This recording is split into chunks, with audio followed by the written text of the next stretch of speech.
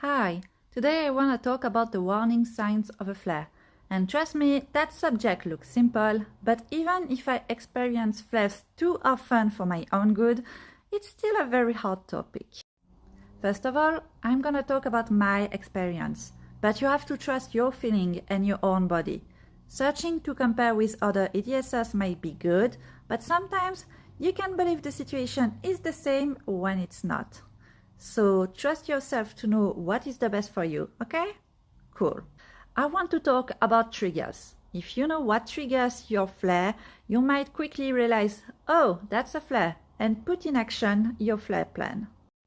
But sometimes it might be something else.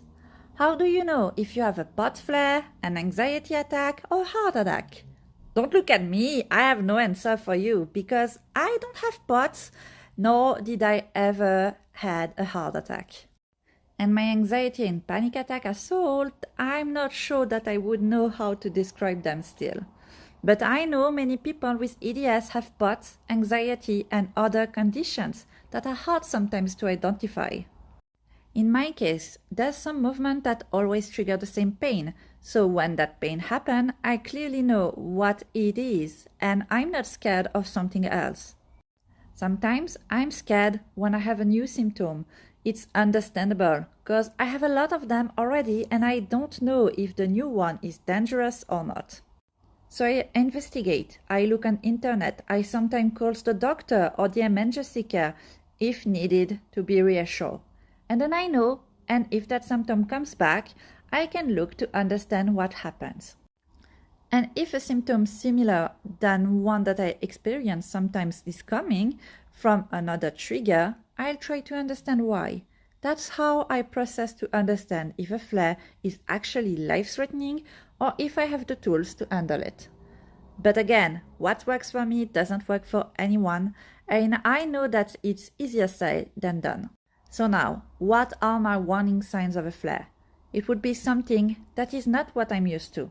For example, if I have a pain flare, everything hurts, but it's mostly the muscle, it can be the joint, because after all, what's best to have a rib subluxation during a pain flare when you are already crying in your bed, right? But for example, if I started to have sharp stabbing pain in my belly, that's not normal sign of a pain flare for me. Yes, sometimes I get bloated and it hurts, but I can identify why most of the time, and again, it's not sharp stabbing pain. So if that happened, knowing myself, I call the hospital to have their advice. It's not the best idea that I could have, who would be to directly go to the ER, but because of medical trauma, I tend to avoid that, betting on the it will pass. I do not recommend that. It always worked for me until the day it won't anymore. So be smart about your symptoms and go to the hospital if you believe something might be more wrong than your usual. Other thing that would warn me, but that I tend to ignore, is when one of my feet or legs feels so heavy and I can barely move it. Until now, I concluded that fatigue and bad proprioception are the cause of this, and other times it's my tingly symptoms that might make it harder to my brain to realize that yes, even if it doesn't feel like my usual, this is my leg, so move it, damn it. After a few minutes, it always comes back to normal. But if it would happen for a longer time, I would call the hospital. Or I hope I will. Again, I'm me, so yeah.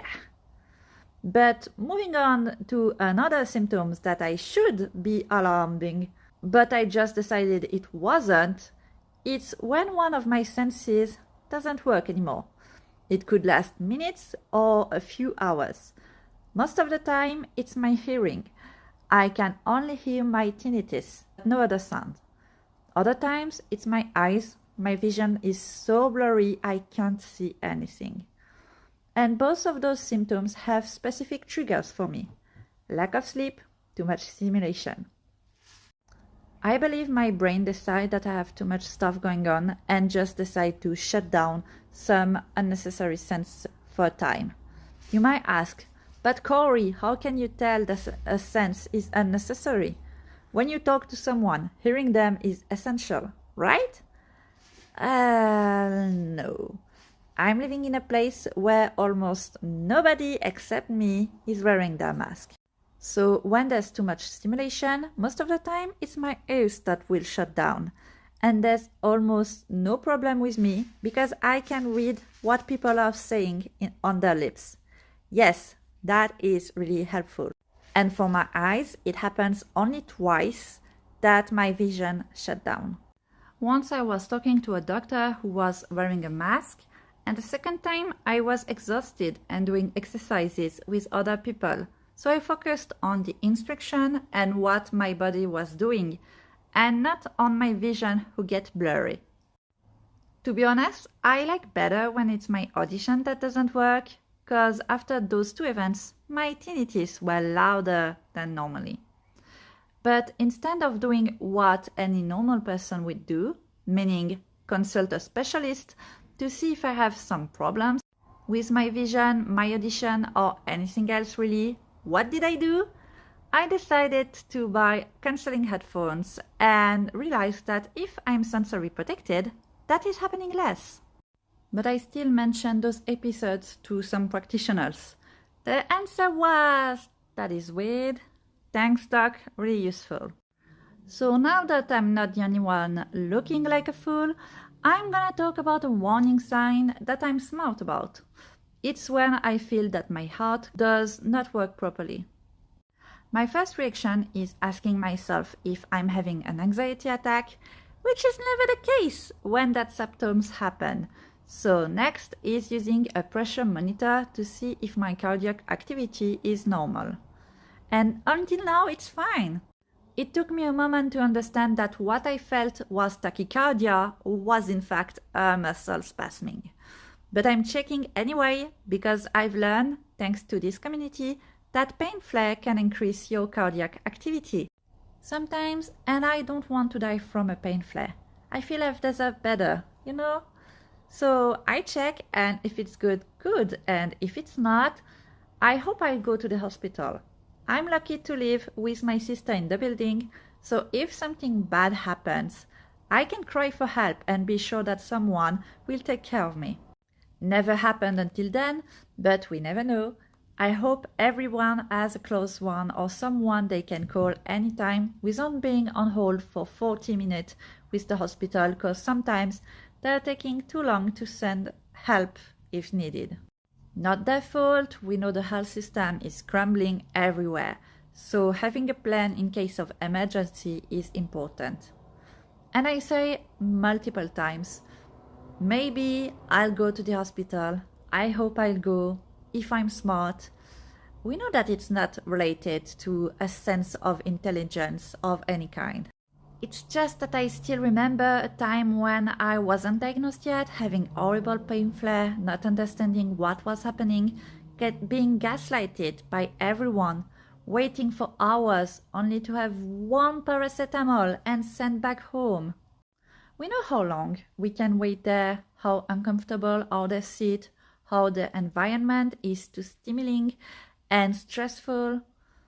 That's why sometimes I still feel that going to bed without being sure I will wake up feels less scary than going to a medical place, because I might need serious help. I shouldn't, but that's the reality of it. But it's a work in progress, and we hope one day, if something serious happens, I'll go to the ER. And I hope you'll do too. Remember, you know best what is normal or not. And if doing everything in your flare plan isn't enough, you are entitled to go ask for help. Stay safe.